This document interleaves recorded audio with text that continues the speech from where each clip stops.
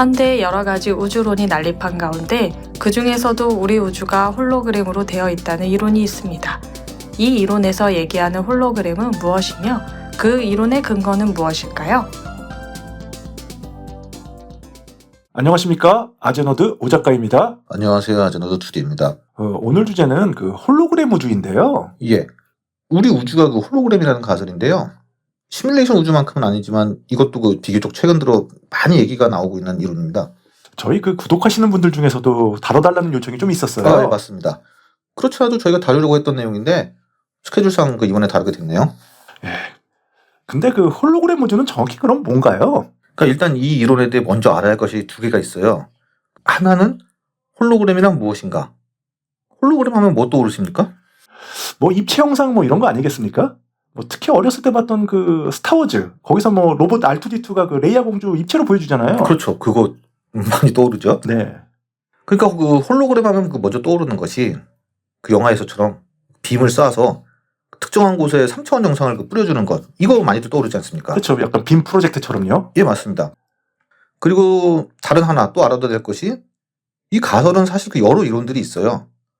이 홀로그램 우주론이라는 것이 우주가 홀로그램으로 되어 있다 이런 내용이다 보니까 여러 주장들이 서로 독립적으로 연구해서 나온 것들이 있고 막 그렇습니다.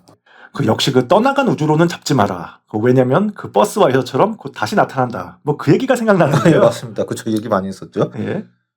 이 홀로그램 우주론은 그 의외로 굉장히 다양해서 여러 가지 컨셉의 주장들이 있는데 오늘 저희는 그 일반적으로 잘 안 다뤄졌던 이론. 하지만 이게 사실 그 깊이 그 이론의 그 뭐 깊이라고 하면 좀 이상하지만 뭐 다른 이론이 깊이가 없다는 게 아니지만 네. 뿌리가 오래된 그 홀로그램 우주론에 대해서 한번 다뤄보도록 하겠습니다. 알겠습니다. 일단 그 홀로그램 우주론은 보통 그 홀로그래픽 원리라고 해요. 그 이 가설은 그 네덜란드의 그 헤라르트 어트호프트와 이걸 또 발전시킨 후안 말데세나의 그 이론이 대중적으로 많이 알려진 편이에요. 아마 홀로그램 우주를 다룬 영상들을 보셨다면은 이 가설을 다룬 내용일 가능성이 많습니다. 아, 특히 뭐 최근 이론은 저희 전편들에서도 다뤘던 정보 이론 있지 않습니까? 계속 했었죠. 예예. 그 정보 이론에 기반을 둔 내용이 많아요. 그 주드 커리반이라는 여성과학자의 그 저서 그 커스믹 홀로그램이라는 책이 있는데 이 책도 그 우주는 정보라는 저희 정보 우주론 1편에서 얘기했던 정보 엔트로피 그걸 기반으로 다루고 있거든요. 네. 이 책은 꽤 재미난 내용들이 많은데 오늘 다루는 홀로그램 우주와는 좀 다르니까 이 책의 내용들은 다음에 기회가 될 때 한번 다뤄보도록 하겠습니다. 알겠습니다. 사실 오늘 다루는 홀로그램 우주와 저 이론들과는 좀 근본적으로는 같아요. 우주가 홀로그램 같다는 거니까. 다만 저 이론들은 열역학과 엔트로피 기반 또 정보 이론 기반인 반면 오늘 다룰 홀로그램 우주는 그 내용은 그 양자 수준이 기반이라는 차이가 있습니다. 양자 수준이요. 예예. 일단 오늘 다룰 우주론은 그 양자역학 분야에서는 정말 대단한 물리학자지만 그 상대적으로 우리나라에서는 좀 덜 알려진 그 데이비드 봄이 제시한 이론인데요. 양자역학의 기원분답게 양자역학적 해석에 기반을 두고 있습니다. 데이빗 봄이 제시한 그 홀로그램 우주론이요. 예예. 그럼 먼저 그 홀로그램에 대해 얘기해 보도록 하겠습니다. 이 홀로그램은 그 1949년 그 데니스 가보르가 처음 고안을 했는데 홀로그램을 보통 간단히 설명할 때 많이 쓰는 표현이 3차원 입체 정보를 2차원 평면에 기록한다고 설명을 하거든요. 정확히는 저렇게 기록하는 것은 홀로그래피라고 하고 이것을 이용해서 기록 재생하는 매체를 이제 홀로그램이라고 합니다. 3차원 입체 정보를 그 2차원 평면에 기록하는 것을 홀로그래피라고 한다고요. 예예. 이 원리를 좀 더 보면은 그 우리가 물체를 본다는 것은 빛이 해당 사물에 부딪혀서 반사, 흡수, 투과 등등의 상호작용이 일어나는 것이 우리 눈에 들어와서 그 물체를 인식하는 거거든요. 즉 광원에서 나오는 빛이 사물에 부딪혀서 여러 상호작용을 거쳐 그 빛이 우리 눈에 들어오게 되는 거죠. 그래서 그 사물의 밝기, 즉 명암은 빛의 세기에 의해 결정됩니다. 빛의 색이요. 예, 빛이 약하면 어둡고 빛이 강하면 환하고 저희 실내는 어둡고 밖에 햇빛 하면은 빛 강하잖아요. 그렇죠. 그런 똑같고요. 그리고 그 사물의 색상은 빛의 파장에 의해 결정이 됩니다. 빛도 파동이니까 파장이 있는데 파란색은 파장이 짧고 빨간색은 파장이 길고 그리고 저희가 입체감을 느끼는 것은 그 해당 빛의 경로의 차이로 인해 그 변화된 위상을 통해서 결정됩니다. 저희 사진 있잖아요, 사진. 예. 사진은 여기서 방금 얘기한 것들 중에 명암, 즉 빛의 세기와 색상, 그 빛의 파장만을 기록을 합니다. 그래서 사진은 그냥 평면의 2차원인 거죠. 그렇죠. 홀로그램은 여기에서 그 앞에서 말하는 사물에서 난반사된 빛과 또 별도의 반사판을 두어서 나오는 참조된 빛을 결합을 해요. 아, 창조된 빛이 결합된다고요? 예. 거기서 이게 직접 사물에서 오는 빛과 그 반사판에서 오는 빛의 거리가 다르므로 이것에 따른 위상의 차이가 생기는데 이 위상의 차이가 생기면은 간섭무늬가 생기게 되거든요. 간섭무늬는 뭐 저희 그 이중슬릿 실험 같은 데도 보면 많이 나오는 거 아닙니까? 그렇죠. 이 간섭무늬를 같이 기록을 해요. 그래서 이 기록된 내용을 다시 디코딩해서 재현을 하면은 우리가 보는 각도에 따른 위상 차이에 따라 저희 보는 것도 입체적으로 보이게 하는 것이 가능한 거예요. 이것이 홀로그램의 원리입니다. 아, 그 홀로그램 원리가 이런 것이었군요. 예. 이 홀로그램은 사실 그 원래는 이런 것인데 대중적으로는 좀 변형된 것들이 많이 사용이 돼요. 약간 그 유사 홀로그램이라고도 하는데 그 뭐 빔 프로젝트 같은 걸로 그 광장에 쏴가지고 하는 이런 것도 이제 홀로그램이라고 하는데 네. 엄밀히 따지면 요거와는 좀 다르고요. MS의 홀로렌즈는요? 아, 그거는 사실 그 이름은 홀로렌즈인데 사실 그건 이제 증강현실과 이제 뭐 VR 같은 거 결합이기 때문에 이것도 그 유사 홀로그램이라고 할 수 있습니다. 아, 그렇군요. 예. 그러면은 이제 그 데이비드 봄의 이론에 대해서 한번 알아보겠습니다. 먼저 이 이론의 기반이 되는 게 그 양자역학이거든요. 아, 또 양자역학이 예. 기반이에요. 그 양자역학의 해석에 관해서 한번 얘기해 보도록 하겠습니다. 저희도 뭐 이전에 뭐 얘기 많이 했지만 양자역학이라는 것은 지금도 정확한 해답이 없어요. 그렇기 때문에 해석이라고 하는 거죠. 정확한 답 없이 그냥 해석만 하고 있는데 우리는 그 살면서 인과론, 즉 원인이 있으니 결과가 있다는 세상이라고 여기고 살고 있어요. 그렇잖아요. 그렇죠. 제가 로또를 당첨된다는 것은 로또를 사야만 가능한 것이고 그 로또를 사게 된 이유가 마침 돼지꿈을 꾼 거고 왜 돼지꿈을 꿨는데 복권을 샀냐고 하면은 그게 길몽이라는 얘기를 들어서고 그럼 돼지꿈이 왜 길몽이냐고 하면은 뭐 이런 식으로 엄청 거슬러 올라가겠지만 우리의 모든 행동은 어떻게 보면 원인과 결과예요. 공을 던지면 앞으로 날아가고 그렇다 보니 물리적인 근본도 그렇게 생각하게 되는 거 아닙니까? 그렇죠. 무엇인가 실체가 어딘가 존재해 있고 그것이 움직여서 다른 것을 작용하게 하고 이런 것도 다 원인과 결과 아닙니까? 그렇죠. 하지만 양자의 세계는 우리의 그 거시적 세계와는 너무 다르잖아요. 완전히 다르죠. 예. 뭐 핵 주위를 회전하는 전제의 위치와 방향을 동시에 알 수가 없어요. 여기 나타날 수도 있고 저기 나타날 수도 있고 저런 행동하는 원인이 뭐냐? 몰라요, 아무도. 물론 어떤 곳에 나타날 확률은 알 수가 있습니다. 그래서 아, 여기 나타나겠구나. 하지만 확률이라는 게 100%가 아닌 이상 그곳이 아닐 가능성은 다 열려 있는 거예요. 지금 말씀하신 것이 양자세계의 특징이잖아요. 예, 그렇죠.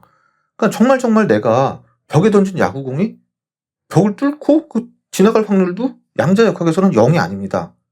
다만 그 확률은 너무너무 낮기 때문에 우리가 사는 이 거시세계에서 발생할 확률은 빵이라고 해도 무방하고 실제로 일어나지도 않죠. 그게 양자세계의 신기한 점이잖아요. 그렇죠. 그러니까 우리는 이러한 그 양자의 여러 가지 신비한 부분, 이중슬릿 실험 같은 것이 대표적이죠. 네. 한마디로 양자는 그 저희 뭐 저번 편들에서도 여러 번 언급했듯이 임의적으로 보여요. 결정되어진 것이 없는 도깨비 같은 상태. 즉 중첩 상태에 있다가 우리가 관측할 때만 결정지어지는 그 상태가 붕괴되어서 비로소 고전 역학적인 물리적 실체를 가진다는 것. 그렇다고 얘기를 하잖아요. 참 신기합니다. 아무리 들어도요. 그렇죠. 이것이 그 현재 주류라고 하는 그 코펜하겐 해석입니다. 양자, 아니 우리 세상의 근본은 이 결정론적인 것이 아닌 불확정성이 근본이고 그것이 결정지어지는 것은 우리가 관측을 할 때 이루어진다는 것이죠. 이거처럼 황당한 소리가 어디 있습니까?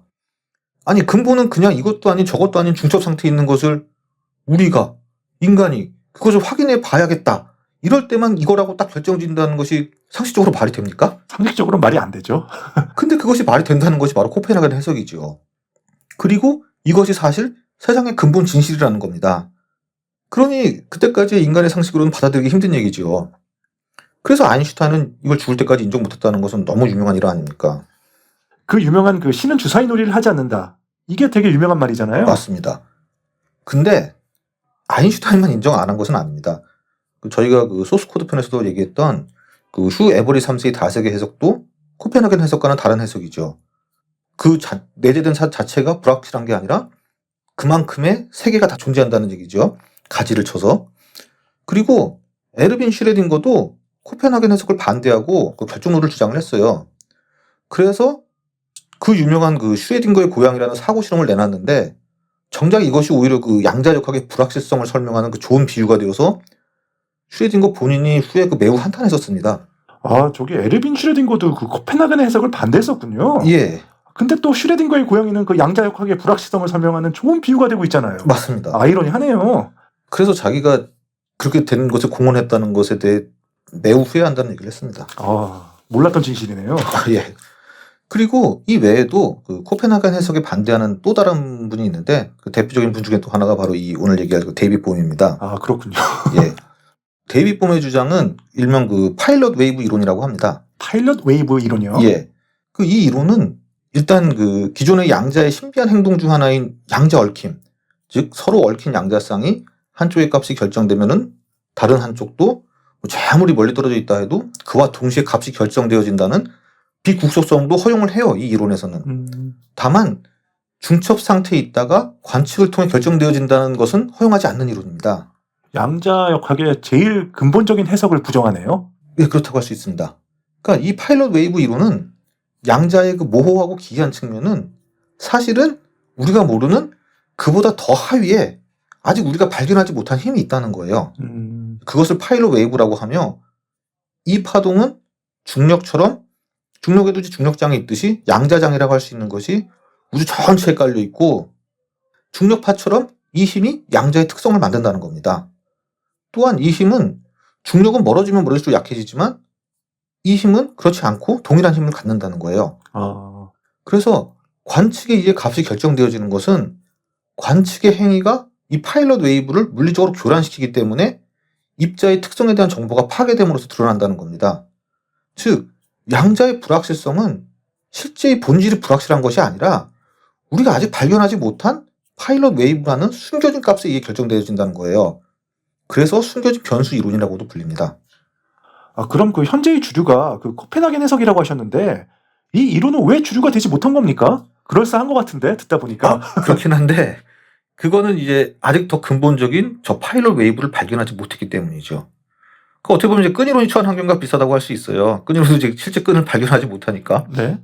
또한 이 이론도 만약에 그렇다고 하면은 그럼 또 파일럿 웨이브는 왜 저러한 메커니즘을 가지는 건데 이거에 대해서는 또 다른 문제에 봉착을 하게 되죠. 파일럿 웨이브는 그럼 또 어떤 원인에 의해 저런 행동을 하는 것이냐는 또 다른 문제가 생기게 되죠. 문제가 계속 중첩되네요. 아, 예. 아무튼 그 이 이론은 그 초기에는 무지당했지만 그 후에 그 코펜하겐 해석을 인정하지 않는 진영에서는 뭐 환영받게 되기도 하고 그랬습니다. 코펜하겐 해석을 부정하는 이론인 것은 알겠는데 그럼 그 이것과 그 홀로그램과 어떤 상관이 있습니까? 그 데이빗 봄은 이 이론을 제시하면서 동시에 함축적 질서와 드러난 질서라는 세계관을 제시를 해요. 우리가 보는 이 세상, 이 복잡한 세상은 드러난 질서라는 것이고 이 하위에는 보다 깊고 숨겨진 함축적인 질서라는 것이 있다는 겁니다. 이 우주에 무한에 가깝게 깔려 있고 이 함축적 질서가 양자 포텐셜이라는 그 앞에서 얘기했던 그 양자장이라는 겁니다. 이러한 양자장에 요동하는 파일럿 웨이브들이 있고 이것이 함축적 질서이며 이 파동이 겹쳐지며 우리에게 입자처럼 드러나고 이것이 드러난 질서가 된다는 거죠. 이 주장에 의하면은 근본적인 개념이라고 할 수 있는 공간과 시간까지도 실은 더 깊은 함축적 질서가 겉으로 드러난 것이 되는 거예요. 즉 우리가 보고 알고 있는 이러한 물리적 법칙도 결국은 드러난 질서이고 더 깊은 근본적인 함축적 질서가 존재한다는 얘기입니다. 앞서 홀로그램은 3차원의 정보를 2차원 간섭무늬에 기록한다고 했죠. 네. 이것처럼 우리의 세상도 홀로그램에서는 2차원이라고 할 수 있는 그 함축적 질서가 있고 그것이 드러난 질서, 우리의 세상, 그 홀로그램에서는 이제 3차원이라고 할 수 있는 것이죠. 그래서 데이빗 봄은 이것에 비유해서 이것을 홀로 무브먼트라고 불렀습니다. 홀로 무브먼트요? 예, 이러면 좀 멋있죠. 이게 물리적인 우리의 세상과 그 밑에 내재된 또 다른 법칙과 질서가 있으며 이것은 계속 변한다는 겁니다. 그 홀로그램은 정적이라면은 이것은 동적이기 때문에 계속 변한다 해서 홀로 무브먼트라고 호칭을 했습니다. 무브먼트를 붙였군요. 예. 그러니까 결국 세상의 실제는 함축적 질서이며 드러나는 실제는 홀로그램처럼 그것을 투영하는 것뿐이라고 하는 겁니다. 그래서 우주는 홀로그램 같다는 거죠.